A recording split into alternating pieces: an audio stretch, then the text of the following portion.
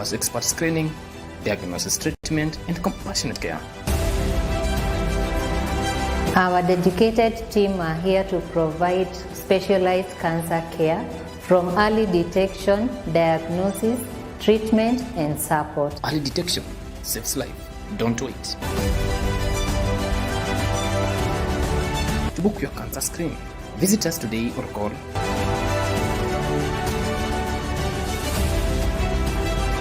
Together we fight cancer with hope and compassion. St. Francis Community Hospital. We treat, God heals.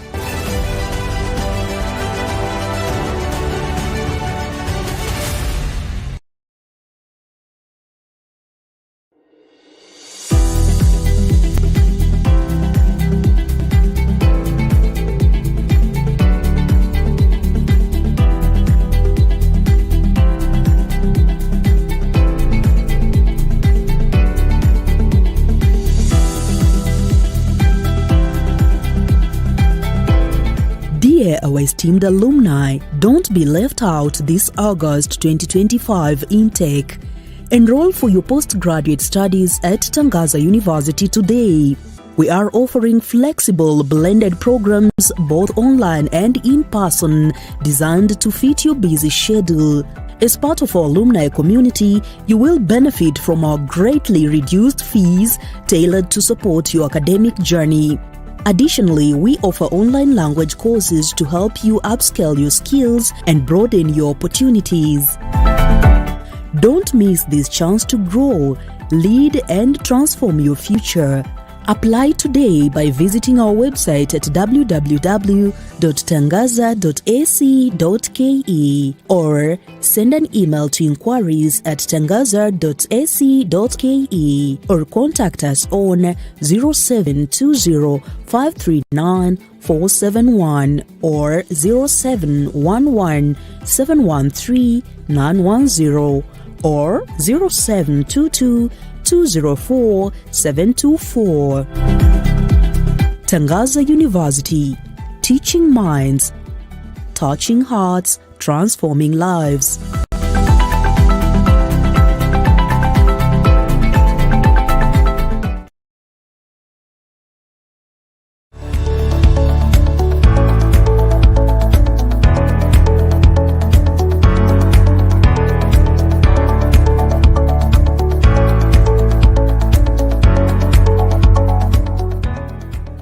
Passionate about healthcare? Do you dream of a career that touches lives and transforms communities? Welcome to Our Lady of the Assumption Medical Training College, Ola MTC, a center of excellence where compassion meets competence. Founded in the year 2024 by the Assumption Sisters of Nairobi and located within the serene grounds of St. Mary's Mission Hospital in Langata, Our Lady of the Assumption Medical Training College is envisioned to be a world-class medical training institution that is committed to transform lives of individuals, families, and communities.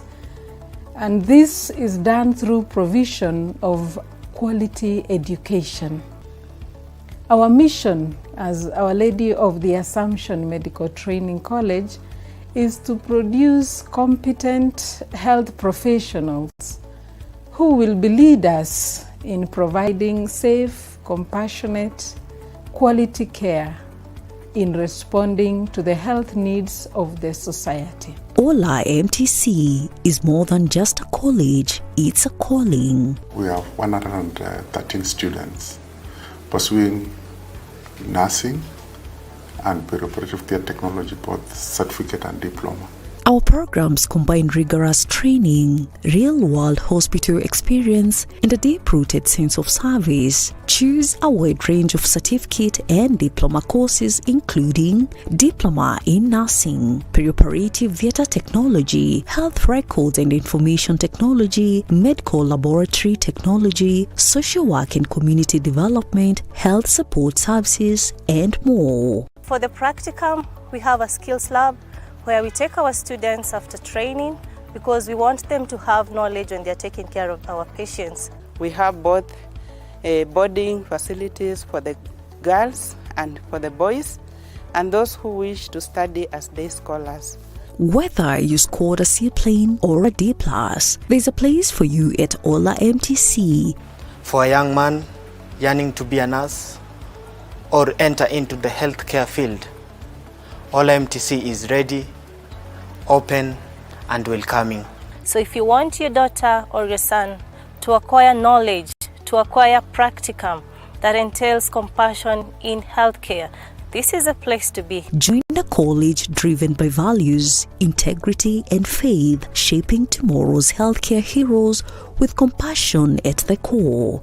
We welcome you, therefore, to Our Lady of the Assumption Medical Training College. Call us today on 0791 835 796. You can also email us at info@olamtc.ac.ke. Visit our website www.olamtc.ac.ke. Our Lady of the Assumption Medical Training College. Your journey to compassionate healthcare begins here.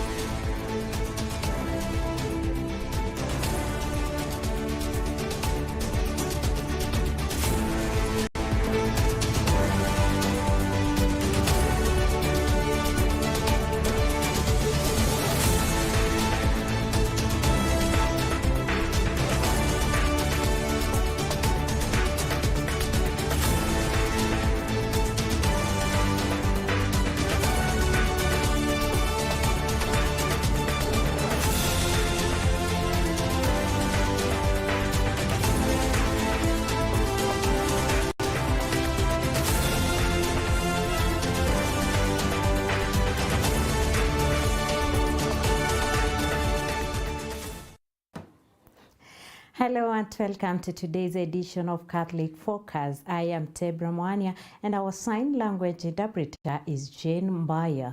Thank you for joining us as we share stories of faith, hope, and the journey to Christianity here on Capuchin TV. And we start with a spotlight check on our today's saint. The Catholic Church today commemorates Blessed John Gabriel Pabor, a martyr of the faith. Born in France into a Christian farming family as the fifth child, John Gabriel longed from an early age to serve God as a missionary priest. At the age of 18, he joined the Congregation of the Mission founded by Saint Vincent de Paul and was later sent to China to preach a gospel. For 4 years, he carried out missionary work until persecution against Christians intensified. Betrayed by a fellow believer, he was arrested, tortured, and imprisoned. And despite being ordered to trample on the cross, he refused and courageously bore witness to Christ. On September 11, 1840, he was executed by strangulation. His steadfast faith deeply moved even his guards. In 1889, Pope Leo XIII declared him blessed. Today, the Church remembers him as a model of unwavering faith and missionary zeal.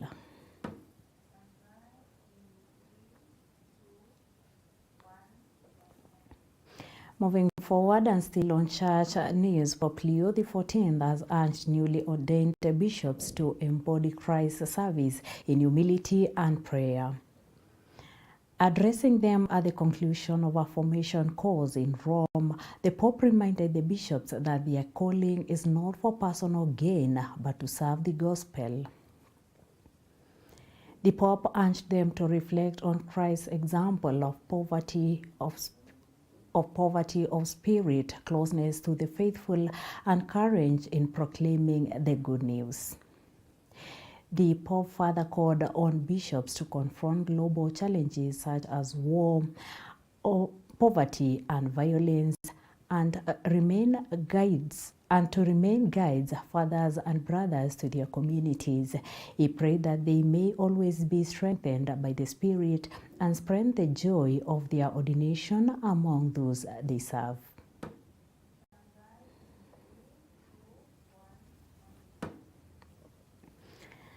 And now another news, as the Second African Climate Summit in Addis Ababa, Ethiopia came to a close, stakeholders were urged to honor the commitments towards achieving set climate goals.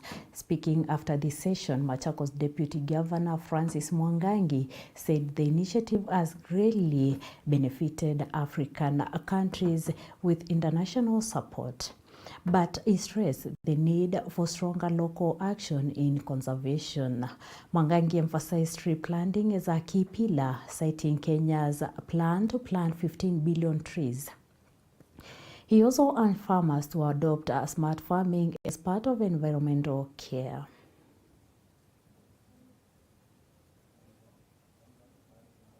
I want to urge Africans and the world, please let us plant trees, and let us not only plant but grow trees, as many as possible, so that we can fight these effects. And even to our farmers, I think we need to do smart farming, where we know we will be taking care of the environment.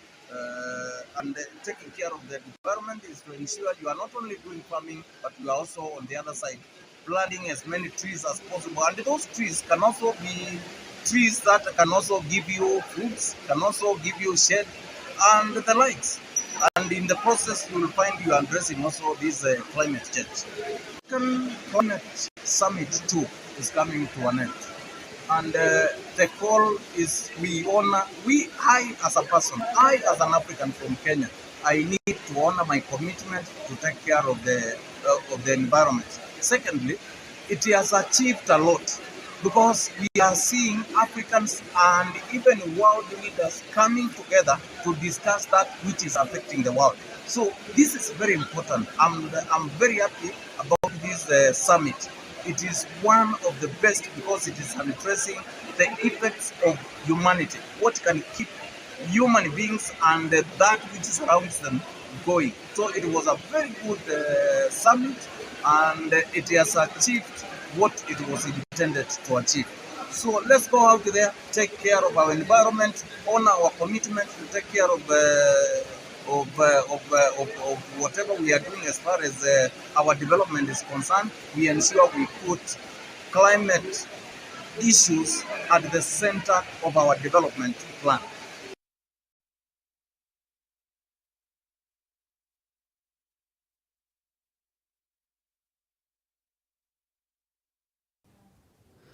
Still on matters climate action, here is a story of 12 cyclists cycling for unity, climate action and food security. That's the mission of 12 riders from across East Africa.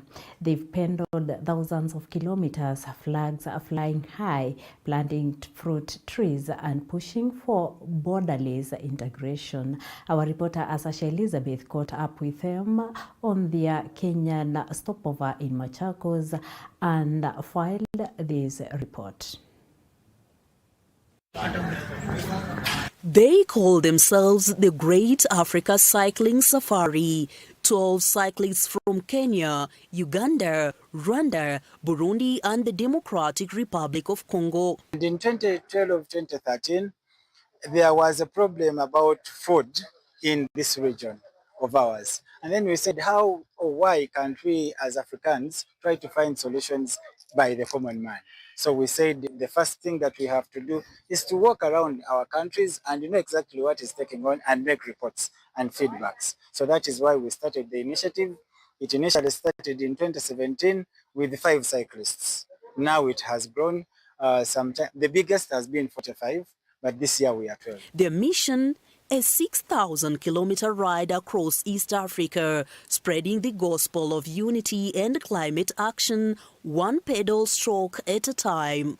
The reason we do this is to fast-track the integration processes of the East African community, climate change, peace, and food security. So we encourage, by so doing, we encourage communities to grow more trees. And in food security, we encourage communities as well to grow fruit trees so that people can have enough food or enough fruits to eat. From Kampala through Rwanda, Burundi and Tanzania, and now Machakos, Kenya, the group is greening schools and villages with fruit trees, a bold step towards food security. Today, we are here in Machakos School. We are launching integration club, which will follow up for the trees that we have started today. Actually, we have launched this the fruit orchard garden here in Machakos School. When you walk around our countries, especially the five, you will see that when you speak to the common person, you feel that the sentiment is seasons have changed. Seasons have changed and times have changed. Sometimes it is very hotter or long. Hot period is a little bit longer and the wet seasons a little bit shorter. And the times that they have been expected, like for example, the rains. When you go to Uganda, people used to wait for rains between the months of February to April. Now rains come in April and May and June. So times have kept on changing. That is why we thought about doing awareness about climate change, that we need to do something so that we remind or protect the future of our countries for the next generation.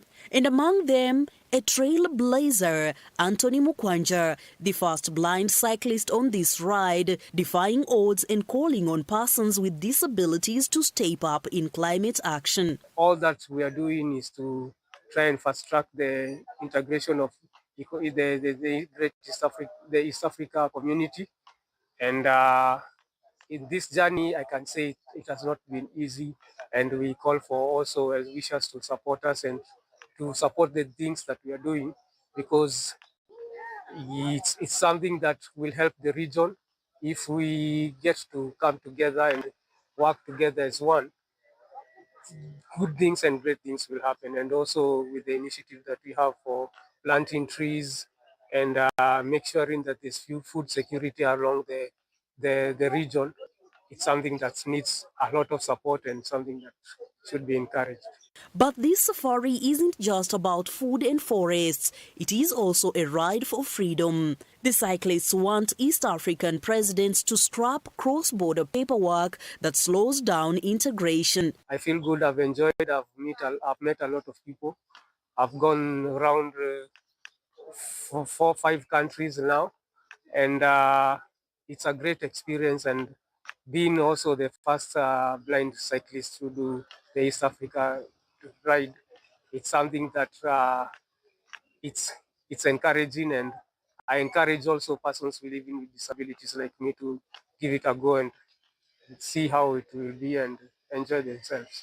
After braving rain, wind and countless miles, the riders now set their sights on Kampala, Uganda, where their tour ends next week. A finish line marking 6,000 kilometers of sweat, hope and solidarity. The journey has been good. It has been full of ups and downs and a lot of windy places. We've been rained on. We've slept on the floor, but we've enjoyed the journey. Tomorrow we'll be in Nairobi. We expect to cross back to Uganda on the 20th of September. In Kenya, we have planted a forest in Timbaroa, and actually are encouraging the authorities there this year. We have communication that we are supposed to add about 3,000 trees on our already planted forest of more than 5,000 trees. So that is what we do in, we have in Nzega in Tanzania, we have one in Bugesera in Rwanda, and then we have one in Kabale.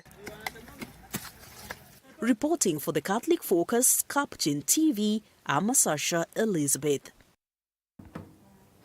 What an inspiring story there on climate action.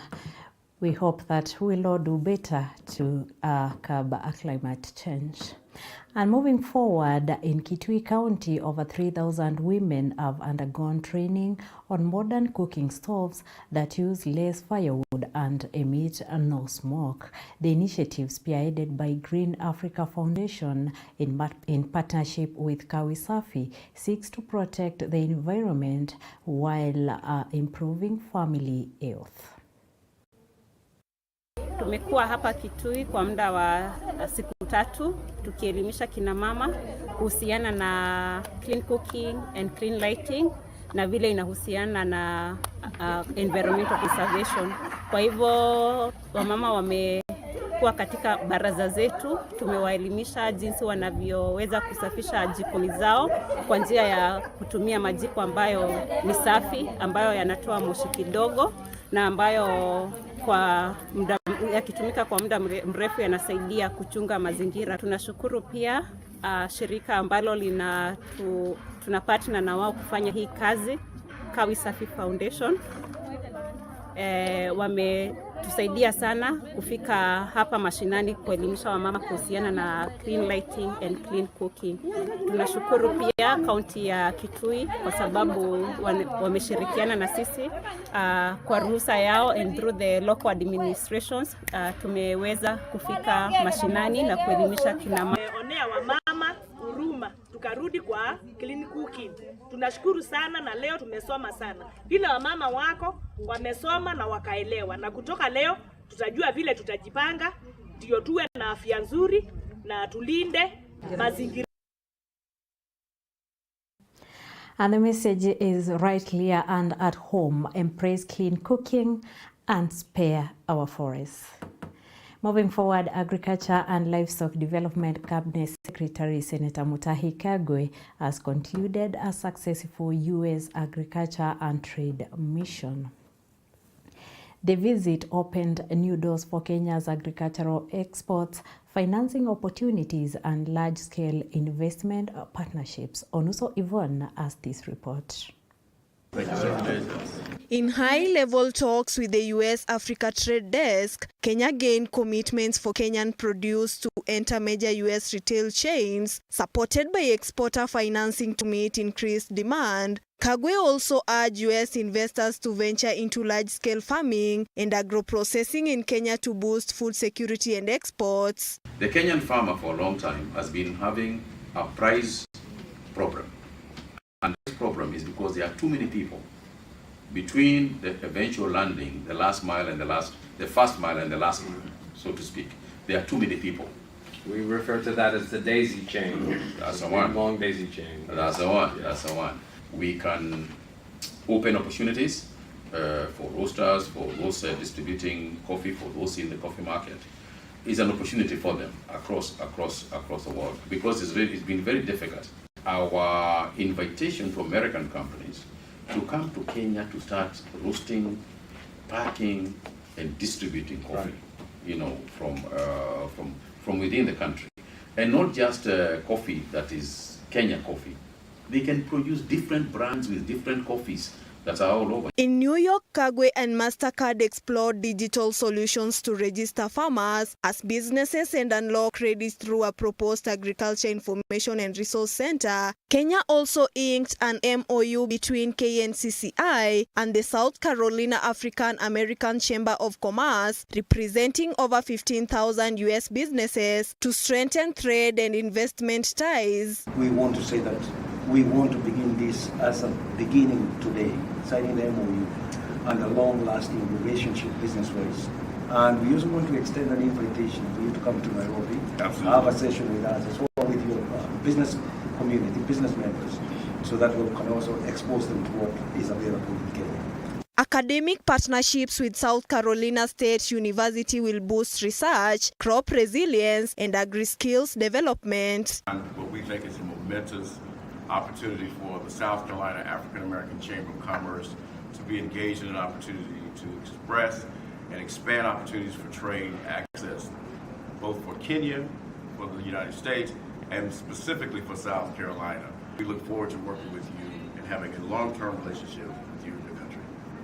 Kagwe was joined by top Kenyan agribusiness leaders, signaling strong private sector readiness to expand into the U.S. market. Reporting for Catholic Focus, my name is Onuso Yvonne. And moving forward, the family of slain city lawyer Charles Mbobu has called on police to move swiftly and arrest his killers. Speaking at their home in Mayani, Kilome constituency, Makueni County, relatives led by his mother Mount Mbobu as a man of peace, love and compassion. The lawyer was shot dead in Nairobi while returning home from work. Speaking at their home in Mayani, Kilome, Makueni County, relatives led by his mother described Mbobu, who was shot dead in Nairobi while driving home from work, as a peaceful, loving and a caring man. Yetu ni kufanya appeal kwa serikali ichunguze maneno haya, kwa sababu tunahitajika kuwa katika nchi huru kama hii yetu. Tunahitajika kuwa hatuna woga wakati tunatembea, wakati tunaendesha magari yetu, wakati tuko kwa shughuli zetu za kila siku. Hatuhitajiki kuwa na woga, hatuhitajiki kuenda kila saa tukiangalia tukitazama upande na upande, muuni anaweza tokea wapi akuumize ama jambo kama hilo. On Saturday about my case that is ongoing involving my companies, Bejo Amalgamated Limited versus Kenya Commercial Bank. And I had narrated how Kenya Commercial Bank sold our property valued at 3.5 billion. They sold it for 70 million. And they have never given us accounts up to today.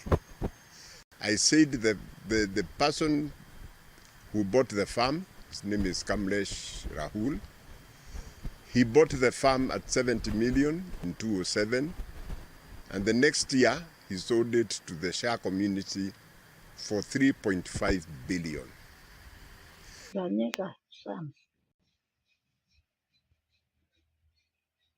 Na nimeomba serikali inisaidie kwa hii mambo. In my statement, I had said Bob Chalo is my lawyer. And indeed, Bob Chalo was one of my witnesses who was going to give evidence about how various judges have been bribed with a lot of money. And he was also the custodian of very, very crucial evidence. He was holding 4 affidavits from our witnesses who either participated or were privy to the giving of bribes to the judges. He was also a custodian of 2 audio recordings, which were actually recorded when these judges were being bribed. Jirani wa Chalo Mbobu ambaye alipatwa na majangili akatoa maisha yake, na sisi kama kijiji tumehuzunika. Saa hii tukiongea tuko na mama ako na huzuni na ni mzee na ni hali ya kutata. The grief-stricken family called on investigators to fast-track the probe, insisting that justice from their son and brother can no longer wait. Reporting from Capuchin TV, I'm John Beja. Moving forward, a growing number of women in Butula constituency, Busia County, are shifting from traditional poultry farming to rearing improved chicken breeds. They cite better profits and faster growth rates as the main drivers of this change. Here is the report by our reporter Maureen Kimani. Jennifer Odenyo, a poultry farmer from Boliru village, says she began poultry farming back in 2009 with indigenous chicken breeds. However, she soon realized that traditional chickens took too long to mature and did not yield the profits she had hoped for. At least kwa wiki nauzanga kuku moja ama mbili, na hizo pesa zinanisaidianga kuingia kwa mfuko na mahitaji ndogo ndogo kuombaomba sasa watoto nisaidie. Sasa ni kama inaisha kwangu. Kuku sio maridadi ya boma, watu wakikuja kuonanga ati fulani yako na kuku. Kuku ni business, zinataga. Na hizo mayai zake nazichukua naweka kwa kuku zangu za kienyeji. Na mayai ya kuku ya kienyeji mimi nakula. Na kuku za improved naweka kwa kuku ya kienyeji. Sasa zikimaliza kuagua hizo kuku zangu za kienyeji na wanyang'anya hao watoto faranga vidogo. Several women in the area have taken up improved poultry farming through organized self-help groups. Nimeona umuhimu wa hii kuku umetuleta, tuna mwangaza sasa Bwariru, kwa sababu hapa Bwariru hatukukuwa na chochote. Hata vikundi vilikuwa mingi hapa, lakini kujiregister wako wanajiregister, walikuwa wanafanya merry go round. Unaweza pata wamama nyumbani. Lakini hapo kitambo tulikuwa tukimaliza kulima tunapika udaku. Hakika tulikuwa tumelala, tukiamka ni kukaa tu, lakini imetupea changamoto. Ukiamka unafikiria ni kuku yangu itakulaje. Mabwana zetu walikuwa sasa wanaelewa ya kwamba unapofuga kuku katika boma, hiyo sasa ni kuku ya mwanaume. Lakini tangu hii kuku ikuje, kweli ilikuja kupeana challenges kwa wanaume, kuwaonyesha kwamba wanawake pia sisi tuko na uwezo wa kulea kuku.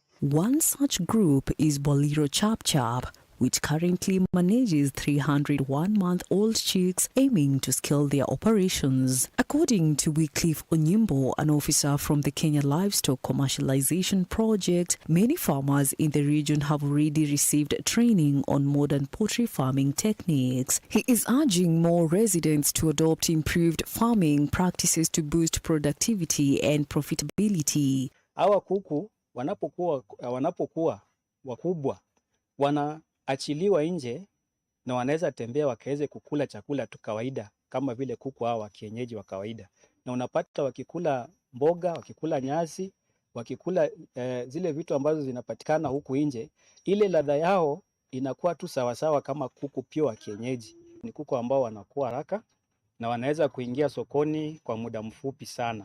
Kwa miezi 4-5 tayari ni kuku mkubwa ambaye akiingia sokoni anaweza kuuzwa na mkulima akaweza kupata faida. As more women in Butula turn to improved poultry farming, the promise of better livelihoods and economic empowerment continues to hatch one chick at a time.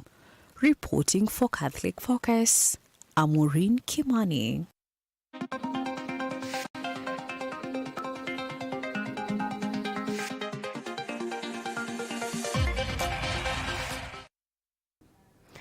Sports Cabinet Secretary Salim Vuria has assured the construction of Ithokwe Stadium in Kitui County is on course for completion ahead of this year's Mashujaa Day celebrations.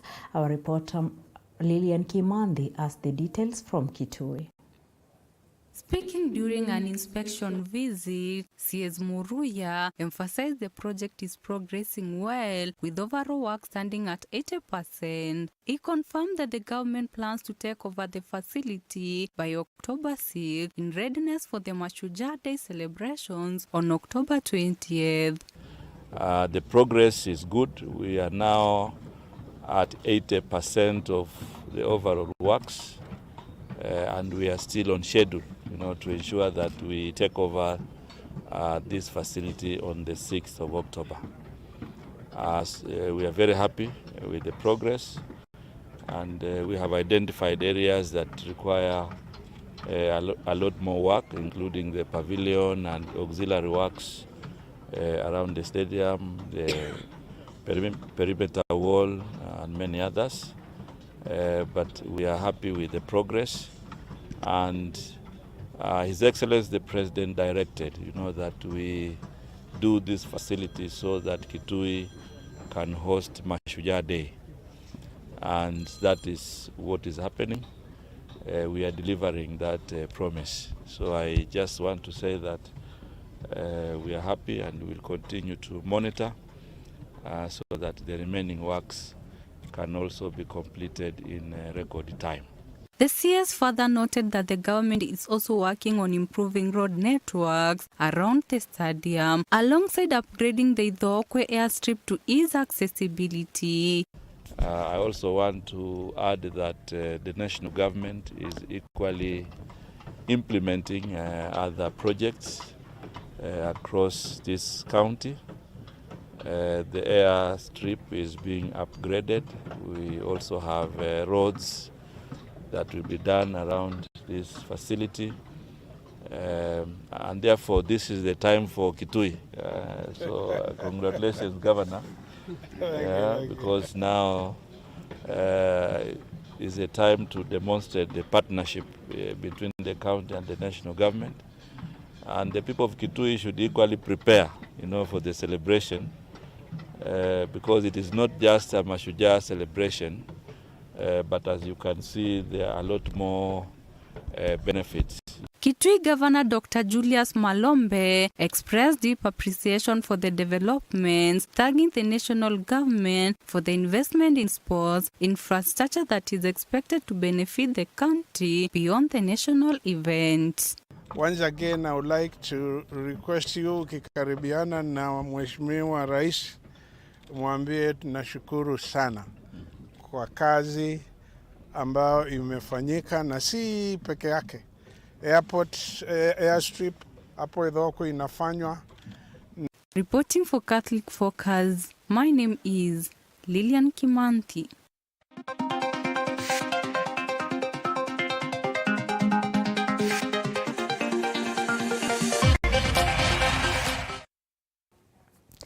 And that brings us to the end of our today's edition of Catholic Focus. Thank you for watching and keeping your faith alive with us. Special thanks to the production team for making this bulletin successful. I am Tebra Mwania, and with me has been our sign language interpreter, Jen Mbaya. Until next time, may God bless you and keep you in His peace.